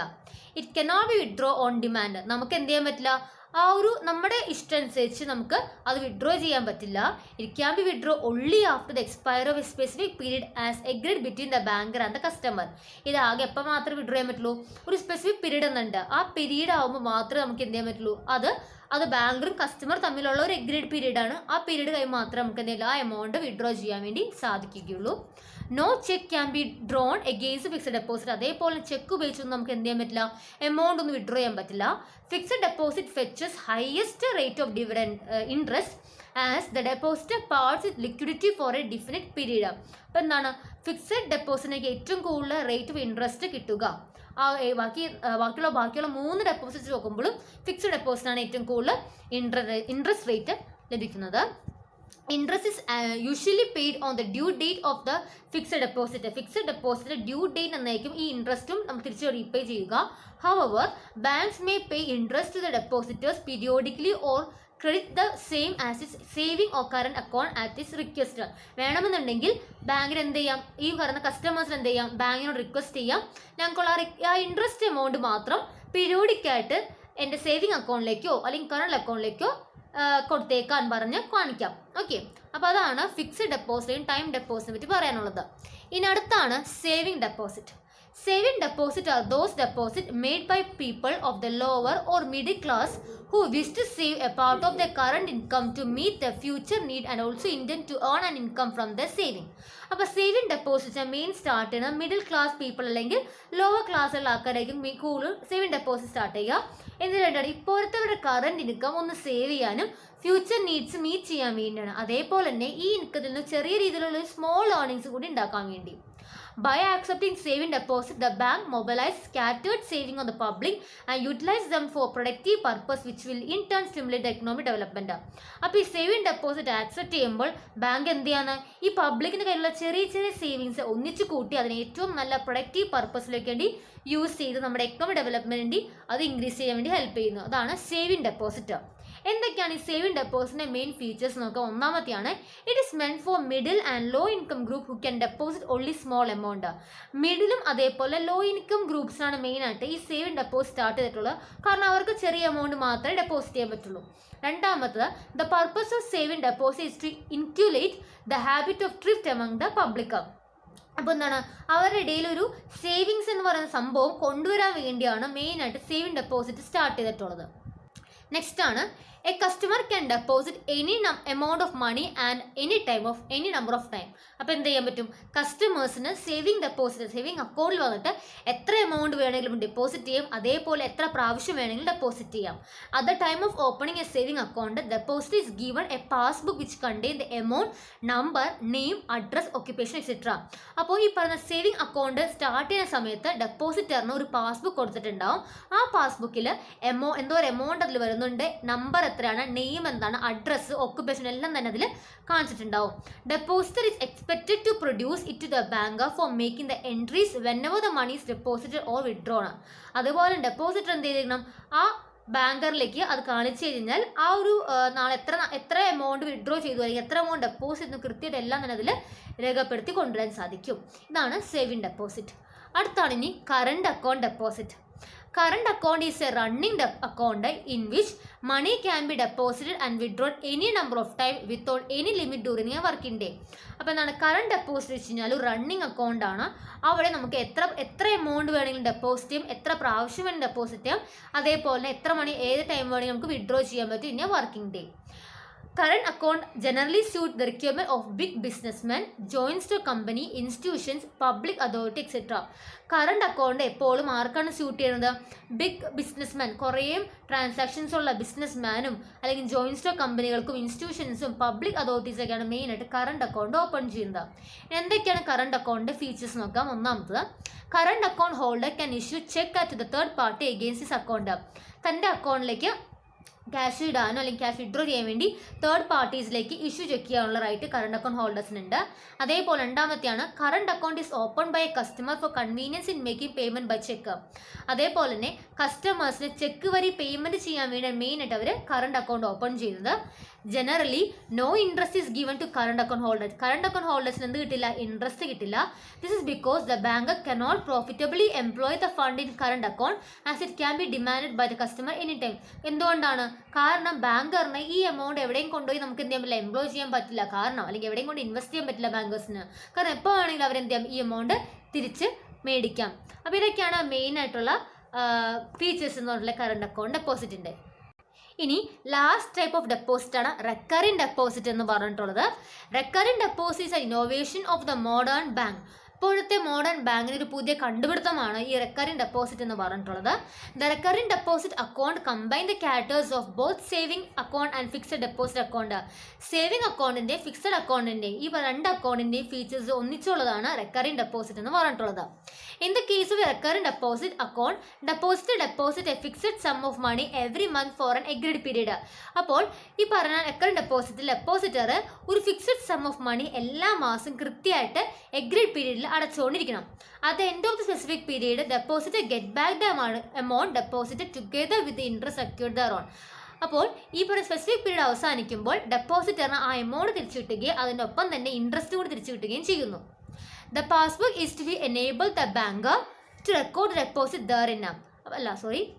The passbook is to be presented to the bank every month when the deposit is made. അപ്പോൾ എന്താണ്, പാസ്ബുക്ക് ഡെപ്പോസിറ്റ് ഓരോ മാസം കാശ് അടയ്ക്കുമ്പോഴും ആ ടൈമിൽ പാസ്ബുക്ക് കൊണ്ട് വേണം അദ്ദേഹം വരാൻ വേണ്ടി. അതേപോലെ at the end of the specific period the passbook is to be given to the banker for obtaining the repayment of accumulated amount. അതേപോലെ തന്നെ ആ സ്പെസിഫിക് പീരീഡ് തീർന്നു കഴിയുമ്പോൾ ബാങ്കറിലേക്ക് പാസ്ബുക്ക് കൊണ്ടുകൊടുക്കുമ്പോൾ നമുക്ക് എന്ത് കിട്ടും, ആ എമൗണ്ട് റീപേയ്മെൻറ്റ് ആയിട്ട് തരുന്നതാണ്. ഇതൊക്കെയാണ് ഡിഫറെൻറ്റ് ടൈപ്പ് ഓഫ് ഡെപ്പോസിറ്റ്. 4 ടൈപ്പാണുള്ളത്. ഓക്കെ ആണല്ലോ.